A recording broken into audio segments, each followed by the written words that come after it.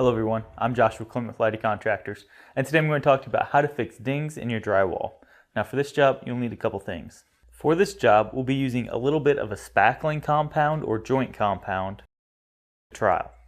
So we have a ding here.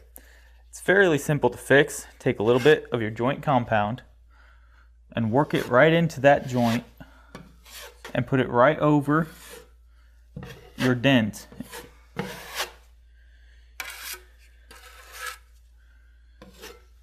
And you don't want to take it and just wipe it real smooth, because that actually recesses it in there, because your spackling forms to your trowel and the trowel bends as you go across it. So you want to take it and kind of just feather it out a little bit to where you're sticking over past your drywall, and then you'll sand it off.